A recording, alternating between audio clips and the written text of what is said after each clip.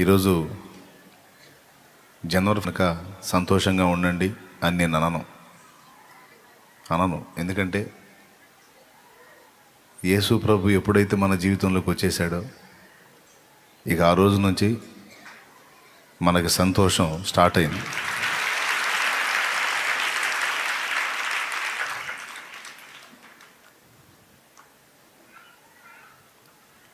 పరిస్థితులన్నీ అనుకూలంగా ఉన్నప్పుడు సంతోషించడం కాదు, పరిస్థితులు ప్రతికూలంగా ఉన్నప్పుడు సంతోషించటమే ఆత్మఫలం. మళ్ళీ చెప్తా, పరిస్థితులు అనుకూలంగా ఉన్నప్పుడు సంతోషించటం లోకస్తులు కూడా చేసేది. పరిస్థితులు ప్రతికూలంగా ఉన్నా కూడా ఒకడు సంతోషంగా ఉన్నాడు అంటే అది ఆత్మఫలం. గలతీ పత్రిక 5:22లో అయితే ఆత్మఫలమేమనగా ప్రేమ అని తర్వాత వెంటనే సంతోషము అన్నాడు. సంతోషం అనేది ఖచ్చితంగా మనం కలిగి ఉండాల్సినటువంటి విషయం. అన్నీ బాగుంటే సంతోషం ఉంటుంది, కానీ పరిస్థితులు తారుమారైతే సంతోషం ఎక్కడి నుంచి వచ్చిందన్న? శరీరం జబ్బుతో ఉంది, ఆరోగ్యవంతుడు హ్యాపీగా ఉండగలుగుతాడు, కానీ జబ్బుతో బాధపడేవాడు సంతోషంగా ఎలా ఉండగలుగుతాడు? అవునా? సమృద్ధి గలవాడు సంతోషపడతాడు, కానీ ఆర్థిక ఇబ్బందులతో అల్లాడేవాడు సంతోషంగా ఎలా ఉండగలుగుతాడు? అంటే ఉండాలి, ఉంటాడు, అదే ఆత్మఫలం. ఎవరు ఉండగలుగుతారు అంటే ఎవరు ఆయన యందు విశ్వాసం ఉంచి ఉన్నారో, విశ్వాసమందు ఎవరు స్థిరంగా ఉన్నారో వారు ఎంతటి ప్రతికూల పరిస్థితుల్లో సైతం సంతోషంగా ఉండగలుగుతారు. ఒక చిన్న ఎగ్జాంపుల్, యాకోబు రాసిన పత్రిక 5:13లో మీలో ఎవరికైనానో శ్రమ సంభవించినా అతడు ప్రార్థన చేయవలెను, మీలో ఎవరికైనానో సంతోషము కలిగినా అతడు కీర్తనలు పాడవలెను అన్నాడు. కీర్తన పాడవలెను అన్నాడా? సంతోషంగా ఉన్నప్పుడు కీర్తన పాడాలి, శ్రమ కలిగినప్పుడు ప్రార్థన చేయాలి. ఇది కదా వాక్యంలో చెప్పింది. మీకు అందరికీ సుపరిచితమైనటువంటి సన్నివేశం, పౌలు శీలలో చెరసాల్లోకి త్రోయబడి బొండ చేత బిగించబడి ఒళ్ళంతా చిత్రవదగా కొట్టి కుళ్ళబొడిచి నానా బీభత్సం చేసి వాళ్ళ శరీరం అంతా అస్తవ్యస్తంగా అయిపోయింది. అప్పుడు నిజంగా వాళ్ళు హ్యాపీగా ఉన్నారా, బాధలో మూలుగులలో ఉన్నారా? మీరు ఊహించి చెప్పండి. పోలీసు వాళ్ళు కొట్టారు, బెత్తాలతో కొట్టారు, పోలీసు వాళ్ళు పట్టుకోకముందు మనుషులు కొట్టారు. చేసిన తప్పేందంటే దయ్యాన్ని ఎళ్ళగొట్టారు. వీళ్ళది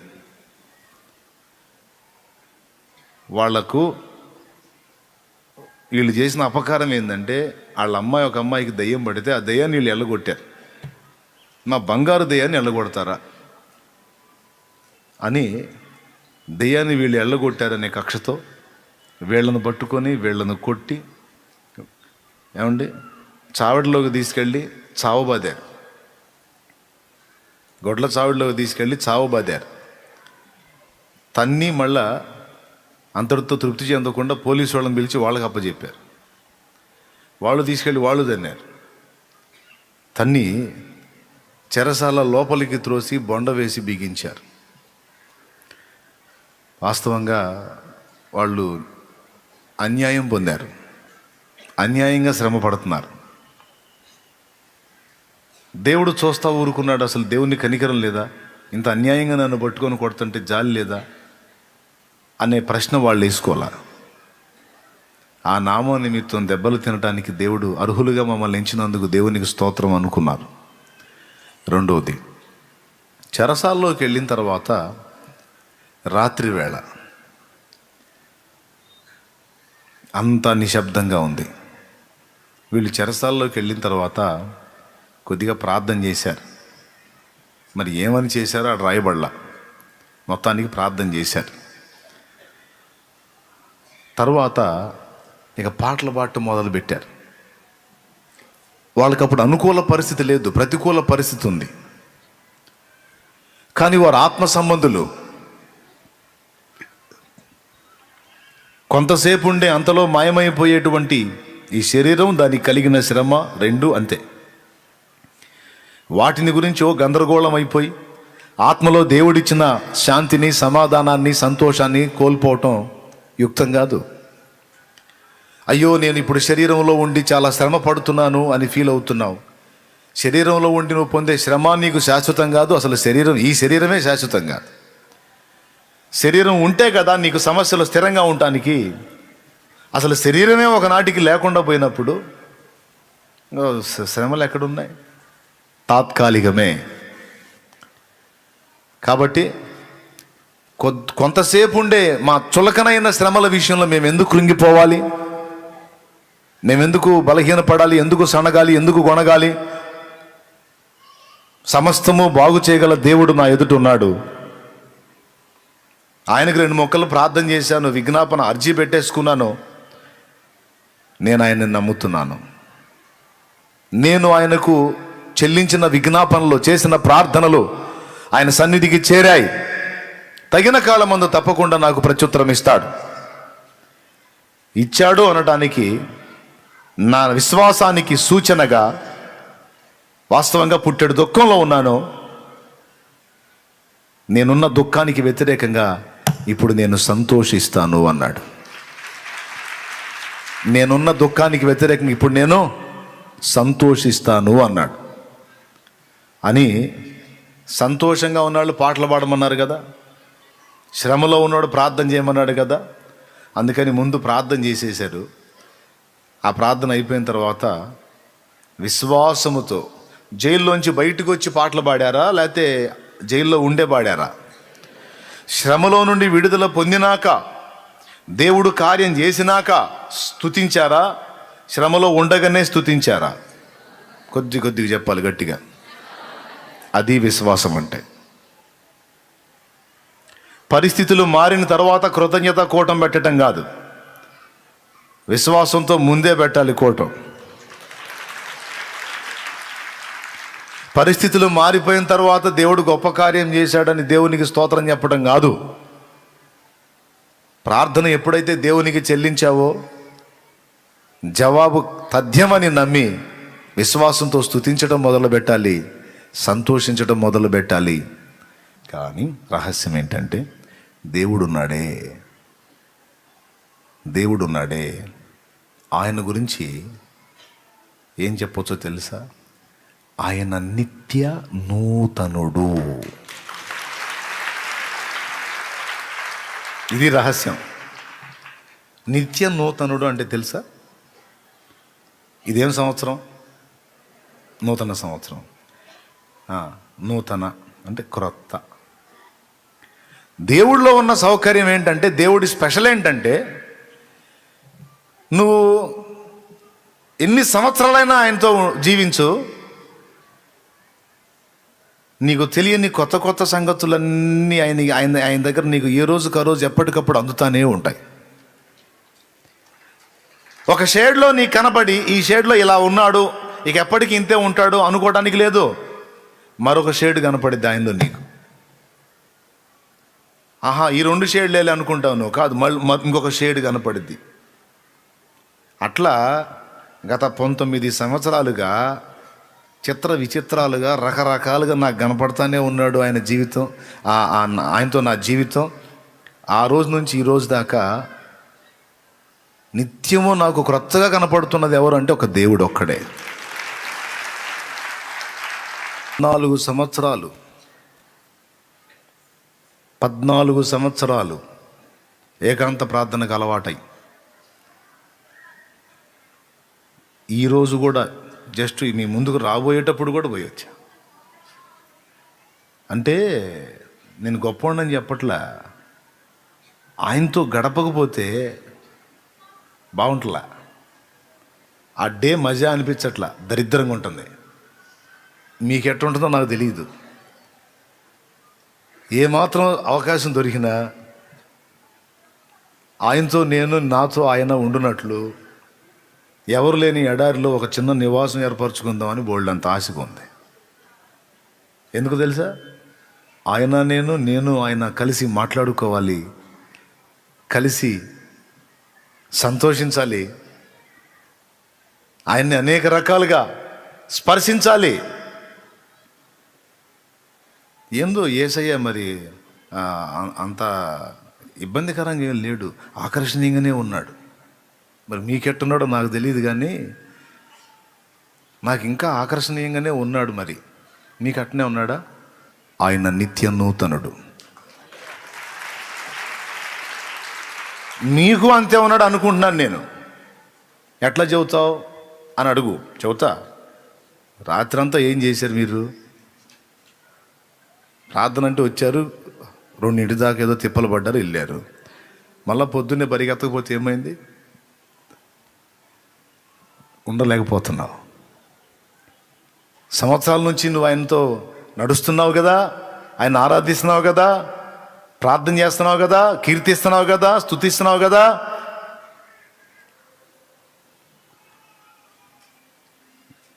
ఎబ్బెట్టు అనిపించాడా యేసయ్య ఎప్పుడన్నా? ఇంకెందుకు లేబ్బా అనిపించిందా? అసలు ఏమర్థమయ్యాడని? చాలా చాలా చాలా చాలా చాలా చాలా ఉంది ఆయన దగ్గర. అందుకే కొన్నిసార్లు దారి తప్పి పనికి మాలిన పాపిష్టి లోకంలోకి వెళ్ళినా వెనక్కి తిరిగి చూసుకొని నేనేంటి ఇట్లా దారి తప్పానేంటి, నేనేంటి ఇట్లా చిన్న భిన్నం అయిపోయానేంటి, నా ప్రభు ఎక్కడా అయ్యా, నిన్ను వదిలిపెట్టి నేను ఎట్లా ఉండగలుగుతాను అయ్యా అని పరుగులెత్తి తిరిగి ఆయన కలుసుకున్న దాకా మనశ్శాంతి ఉండదు. హల్లెలూయా, హల్లెలూయా. యేసులో ఉన్న ఆకర్షణ అది. ఆయన నిత్య నూతనుడు. చెరువుకి నదికి ఓ తేడా ఉంది. చెరువులో ఒకసారి నీళ్లలో కాలు పెడితే నీ కాలు చుట్టూ ఉండే నీళ్లు పాతవా క్రొత్తవా? పాతయ్యా క్రొత్తయ్యా? చెరువులో ఒకసారి నువ్వు కాళ్ళు పెట్టావంటే అక్కడ ఉన్న నీళ్లు నీకు పాతవే. కానీ నదిలో నువ్వు కాలు పెట్టావు అనుకో, ప్రతి క్షణం నీకు క్రొత్త నీరు తగులుతూ ఉంటుంది. అవునా? ఇప్పుడు ఒక కాలు పెట్టగానే నువ్వు కాలు పెట్టినప్పుడు తగిలిన నీళ్లు ఆ ప్రవాహంలో ముందుకెళ్ళిపోయి వెనక మళ్ళీ క్రొత్త నీరు వచ్చి నేను టచ్ చేస్తూ ఉంటుంది. అరే క్రొత్త నీరు వచ్చి టచ్ అయింది అనుకునేటప్పటికే మళ్ళీ అది వెళ్ళిపోయి మళ్ళీ క్రొత్త నీరు వచ్చి టచ్ అవుతుంటుంది. ప్రవహించే నదికి నిలకడగా నీళ్లు నిలబెట్టి ఉండేటువంటి చెరువుకి తేడా అది. చెరువులో ఒక్కసారి కాలు మోపావంటే కొన్ని గంటలైనా రోజులైనా అయ్యే నీళ్ళు. లోకం చెరువు వంటిది. ఒకసారి కాళ్ళు పెట్టామంటే ఇక ఎన్ని సంవత్సరాలైనా అదే. కానీ యేసయ్య నది వంటి వాడు. నిరంతరం నూతన స్పర్శ ఆయనలో అందుతానే ఉంటుంది. అర్థమైందా?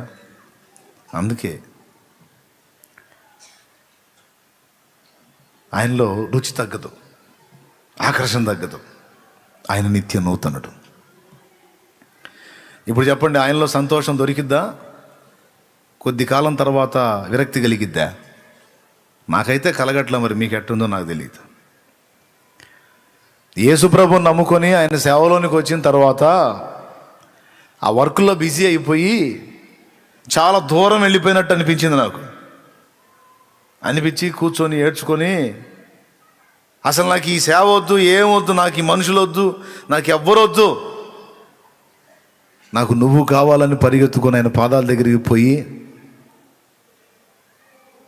ఏడ్చి ఆ వేదంలో కొన్ని పదాలు నా హృదయంలో నుంచి నేను ప్రభువుతో మాట్లాడుకున్న పదాలు, ఆ పదాలు పలికిన తర్వాత ఈ పదాలు ఏవో బాగా అనిపించినాయి. వాటిని ఒక పాటగా కట్టడానికి పరిశుద్ధాత్మ దేవుడు సహాయం చేశాడు.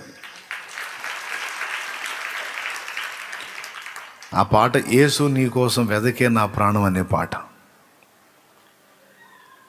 వేకువ కోసం కావలివాడు ఆశతో వేచినట్లు, కలత నిండిన నా హృదయం నీకై చూచుచున్నది. నిరాశ ఊబి, లోకం వైపు చూస్తే నాకు నిరాశ కలుగుతుంది. దిగిరాంది నీపై ఆశ నన్ను నిలిపింది, నీవే చేరకుంటే నన్ను చేరదీయకుంటే. కన్నీళ్లలో నేనుంటాను, కలలా మిగిలిపోతాను. కన్నీళ్లలో నేనుంటాను, కలలా ముగిసిపోతాను. బెదిరింపు అన్నమాట. నేను యేసయ్యకి ఏం బెదిరింపో తెలుసా? నువ్వు నా దగ్గరికి రాకపోతే, ఇప్పుడు నువ్వు నాతో కూర్చోకపోతే, నాతో మాట్లాడకపోతే, నన్ను అప్పట్లాగా స్పర్శించకపోతే నా చరిత్ర ఒక కళ్ళలాగా మారిపోయింది. అంటే ఏం తెలుసా? నేను బతకను, సస్తానని. పురుషుల్ని స్త్రీలు బెదిరిస్తారే, నువ్వు రాకపోతే నా శవాన్ని చూస్తావు, అది చూస్తావు, ఇది చూస్తావు అని. ముందు ఏం శవం ఏదో కానీ ఈ దెబ్బకు వాడి శవం అయ్యేటట్టు తయారవుతాడు. దేవునికి స్తోత్రం కలుగునుగా. బెదిరింపులు. నువ్వు రాకపోతే ఇంక చూడు, ఇక నా డెడ్ బాడీగా చూస్తావు నువ్వు అని అంటారు కదా, అట్లా బెదిరింపు అన్నమాట. అంటే యేసయ్యను అట్లా అడగాలనిపించింది నాకు.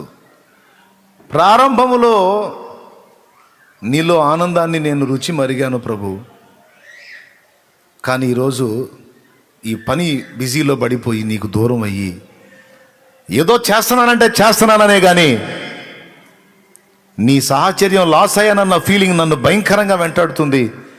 నేను ఎంత పని చేసినా అందులో నాకు తృప్తి కలగట్లేదు. నీ పాదాల దగ్గర, నీ సన్నిధిలో, నీ సాహచర్యంలో, నీ సహవాసంలోనే నాకు తృప్తి ఉంది. నేనేం ప్రసంగాలు చేయొద్దు, నేనేం పెద్ద ఇది కావద్దు, నేనంత సేవకుడు పెద్ద అది ఇది అని జనం నేను చెప్పుకోవద్దు. నాకు అసలు నేను ఒక 50 మందిని రక్షణలో నడిపితే చాలనుకున్నా. నువ్వే నాకు వీళ్ళందరినీ తగిలిచ్చావు. నాకు తెలియదు, నాకు వద్దు, నాకు నువ్వు కావాలయ్యా. అవసరమైతే దైవజనుడు, ఎవరన్నా దైవజనుడు చెబితే నేను పోయి కూర్చొని వాక్యం వింటాను. నాకు వద్దయ్యా, నాకు నువ్వు కావాలని ఇచ్చా. కొన్ని సంవత్సరాల తర్వాత, అప్పటికి దగ్గరగా 10,000 మంది పైన సంఘం ఉన్నప్పుడు పాడుకున్న పాట అది. 8 నుంచి 10,000 మంది పైన సంఘం ఏర్పడినప్పుడు పాడుకున్న పాట. అదేంటండి, అంత పెద్ద పరిచర్య ఏర్పడినప్పుడు నీకు అంత పని ఎందుకు వచ్చింది నీకు అంటే, యేసయ్యలో ఉన్న సారం అలాంటిది, ఆ స్పర్శలో ఉన్న ఆనందం అలాంటిది, ఆయనతో గడిపేటువంటి ఆ జీవిత అనుభవంలో ఆ ఆనందం వేరు. అది నాకెంతో బలాన్ని, తేజస్సుని ఇచ్చింది. ఇప్పుడు ఆయనకు దూరమై నేను ఎంత పోటు పొడిచినా అది నాకు తృప్తినివ్వట్లేదు. నన్ను నిస్తేజంగా నిరాశలోకి తీసుకెళ్తా ఉంది. అందుకే నేను అవసరమైతే అన్నీ వదిలేసుకుంటాను, నాకు నువ్వు కావాలి అని ఆయన పాదాలు గట్టిగా పనేసుకున్న ఆ ఏడుపే ఆ పాట. ఇది అర్థం కావాలంటే కాస్తో కూస్తో ఆ మెట్టు ఎక్కువ ఉండాల, లేకపోతే అర్థం కాదు, హింసలాగా ఉంటుంది. యేసయ్య రుచి తెలుసుకుని ఆయనతో కొంతైనా నడిచిన వ్యక్తులకి ఇది అర్థమైద్ది, లేదా అర్థం కాదు. ఎంత అంటే, తొలకరి కోసం భూతలమంత ఆశతో చూచినట్లు, నీదు స్పర్శకై నా మనసు మిగులాశతో ఉన్నది. తొలకరి కోసం భూతలమంత ఆశతో చూచినట్లు, నీదు స్పర్శకై నా మనసు మిగులాశతో ఉన్నది. నా వేదన నన్ను బలికాంది, నీపై ఆశ బ్రతికించింది. నా వేదన నన్ను నీపై ఆశ బ్రతికించింది. వేదన ఎందుకు అంటే, ఏదో అప్పులయ్యో, లేకపోతే పరిచర్య ముందుకెళ్ళకనో, లేదో నిందలు వచ్చో, అవమానాలు వచ్చో, సమస్యలు వచ్చో కాదో. అన్నీ బాగానే ఉన్నాయి, అన్నీ బాగానే ఉన్నాయి, ఏ ఇబ్బంది లేదు. ఇంకా చెప్పాలంటే బయట చూసేవాళ్ళు అనుకుంటున్నారు, శాలేం రాజన్న అదృష్టవంతుడు రా, ఏ పని చేసినా సక్సెస్ ఎరా నాయన, అట్లా చేయాలంటే మనకు కుదరట్లేదు అని ఇతరులు నన్ను చూసి అట్లా అనుకునే పరిస్థితి. నాకేది కుదవలేదు. ఆహారం ఉంది, వస్త్రం ఉంది, పరిచర్య ఉంది, అన్నీ నడుస్తున్నాయి. వేదన ఎందుకు నాకు? కానీ వేదన వచ్చింది దేన్ని బట్టి అంటే, నిత్యనూతనుడైన యేసులో ప్రారంభంలో నేను పొందిన ఆనందానుభూతులు దూరమయ్యాయి. పరిచర్య ఒత్తిడిలో దీని మీద దృష్టి పెట్టి ఆయన సన్నిధిని నిర్లక్ష్యం చేశా. సిగ్గొచ్చింది, కృంగుబాటు వచ్చింది. అది ఎంత వేదన అయిందంటే, నాకు నీ సన్నిధి దూరం అయిపోతే నా ప్రాణమే పోయేటట్టుంది ప్రభు అని ఏడ్చుకున్నాను. అదొక మెట్టు. ఆ మెట్టుకు మీరు కూడా వస్తారులే. హల్లెలూయా. నీవే పలుకకుంటే, నన్ను పలుకరించకుంటే, కడువేదనతో ఉంటాను, కథలా ముగిసిపోతాను. నువ్వు నన్ను కలుసుకోకపోతే నా చరిత్ర ఒక కథలాగా జనం చెప్పుకుంటారు. ఫలానా సంవత్సరం నుంచి ఫలానా సంవత్సరం వరకు షాలేం రాజు అన్న ఒకడు ఉండేవాడు, ఇట్లా సేవ చేశాడు, పాపం ఏందో సడన్గా వెళ్ళిపోయాడు అని చెప్పుకుంటారు. నీ ఇష్టం అంటే అర్థమైందా? ఎవరికి బెదిరింపు? ఇట్లా చేశాడు, అసలు ఇంత అద్భుతంగా పరిచయం జరిగింది, విచిత్రంగా ఇదైపోయాడని అనుకుంటారు. కథ ఇద్ది నాది, ఒక కళ ఇద్ది జనాలకి. ఈ కాకుండా ఉండాలంటే మర్యాదగా రా. ఎందుకురా? నేను ఎందుకురా? ఎందుకేంది? నాకు కావాలన్ను. అరే మనుషులు చాలా వద్దు నాకు. అరే లోకభోగాలు చాలా నాకొద్దు. చూడరా చాలా ఆనందం ఉంది, నాకు వద్దయా, నాకొద్దు, నాకు నువ్వు కావాలి. నా చుట్టూ ఎన్నో ఉంటాయి, నా చుట్టూ ఎన్నో ఆకర్షణలు ఉంటాయి, ఎన్నో అందుబాటులో ఉంటాయి. కానీ అవేవి స్థిరం కాదయ్యా. ఒకనాటికి అన్నీ నన్ను వదిలి వెళ్ళిపోతాయి. నేను కలిగి ఉన్న అందం ఒకనాటికి నా దగ్గర ఉండదు. నేను కలిగి ఉన్న ఐశ్వర్యం ఒకనాటికి నా దగ్గర ఉండదు. నేను నా అనుకున్న నా వాళ్ళు నా చుట్టూ ఉండరు. నీకోసం నేనున్నాను, మేమున్నాం అనేవాళ్ళు కూడా నాకు చివరి వరకు ఉండరు. కానీ ఈ లోకంలో జీవించినంత కాలం, ఇక్కడ నుండి కన్ను మూసి ఆ రాజ్యానికి వచ్చినంత కాలం, నన్ను వదలక విడవక ఎడబాయిక హత్తుకుని ఉండే ఒకే ఒక్క నేస్తం నా ప్రాణం నువ్వే యేసయ్యా. ఎన్నెన్నో మనోహర దృశ్యాలు చూచిన అంతా మాయయ్యా. జలమా జీవ జలమా, జలమా జీవ జలమా, నీ నదిలో అనుదినము నన్ను ముంచుమా. నాకు నువ్వు స్థిరం నాయనా. నాకు నువ్వు ఎప్పటికీ కొత్తగానే కనిపిస్తావు యేసయ్యా. నువ్వు నాకు బోరు కొట్టవు యేసయ్యా. నీతో సహజీవనం ఈ లోకమంతా, ఈ లోకంలో జీవించినంత కాలం అంతా నాకు ఎప్పటికీ క్రొత్తదే.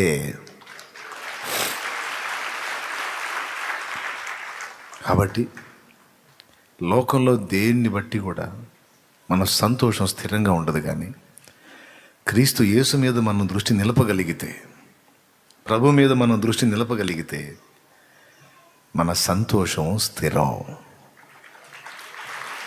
ఎందుకంటే ఆయన నిత్య నూతనుడు. ఇక ఏవైనా బోరు కొడతాయి, యేసయ్య ఎప్పటికీ బోరు కొట్టడు. కరెక్ట్గా నువ్వు కనెక్ట్ అయితే, కరెక్ట్గా ఆయన రుచిని నీవు తెలుసుకుంటే ఆయన బోరు కొట్టడు.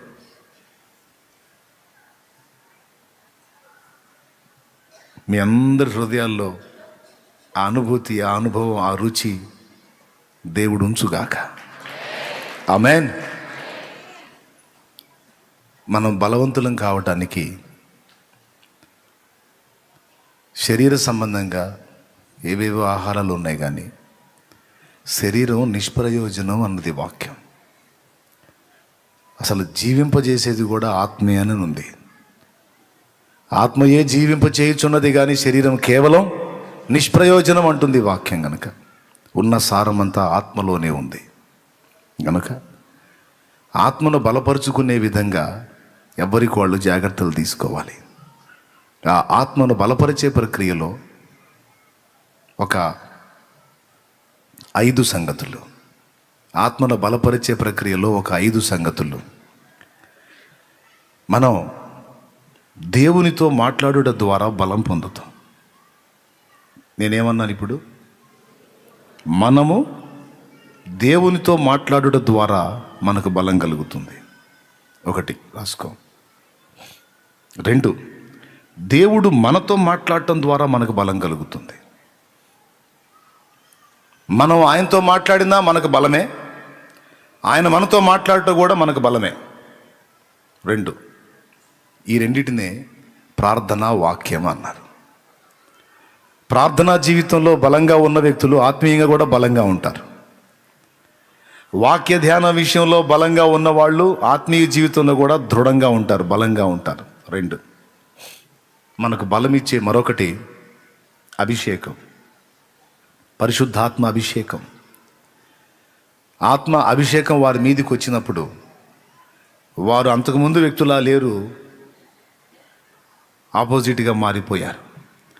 ఒక ఆడపిల్ల భయపెట్టింది పేతుర్ని, నువ్వు ఆ యేసు శిష్యుల్లో ఒకడివి కాదు, నీ ముఖం నాకు తెలుసు, నువ్వు ఆ యేసు శిష్యుల్లో ఒకటివి కాదు అంటే యేసు ఎవరు నాకు తెలియదు అని అబద్ధం ఆడాడు. ఒకసారి కాదు 3 సార్లు చిన్నపిల్లకు భయపడి అబద్ధం ఆడేశాడు. ఏం చేసేది చిన్నపిల్ల?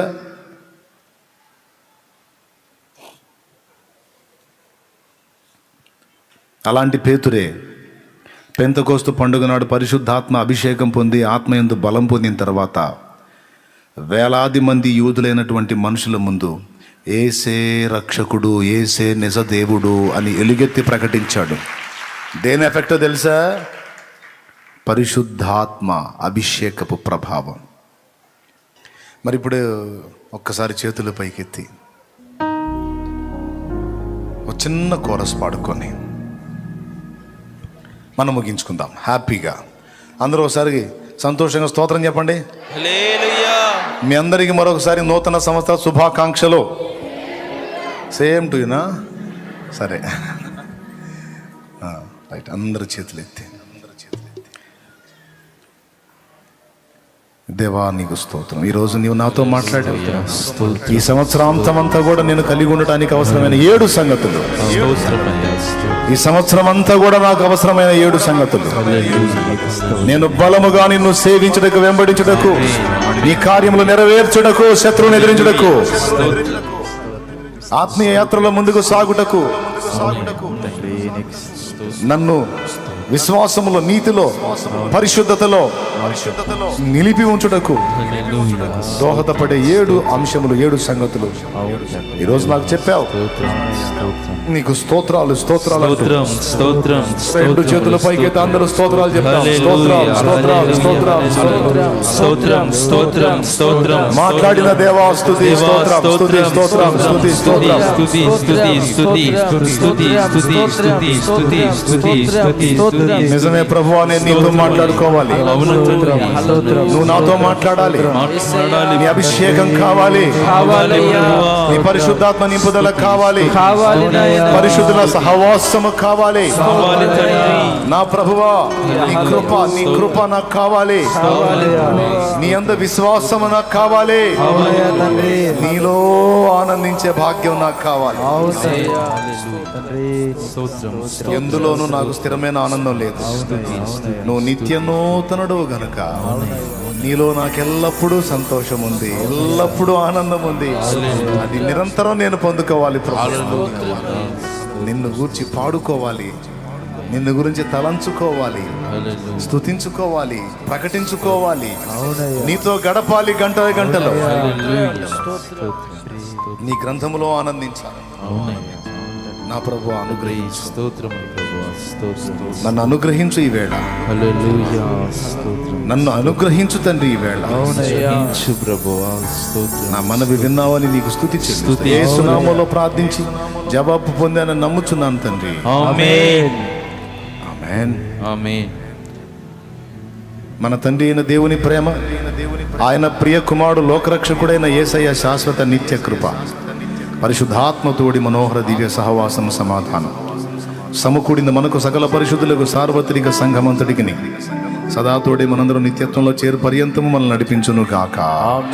ప్రవేశు రక్తమునకు జయ, ప్రవేశు రక్తమునకు జయ, ప్రవేశునామమునకు సంపూర్ణ విజయం కలుగును గాక. ఆమేన్. అందరం చెప్దాం. ఆమేన్. హల్లెలూయా, హల్లెలూయా, హల్లెలూయా, హల్లెలూయా, హల్లెలూయా. హల్లెలూయా. ప్రభువుకు స్తోత్రాలు. మీ అందరికీ హృదయపూర్వక వందనాలు.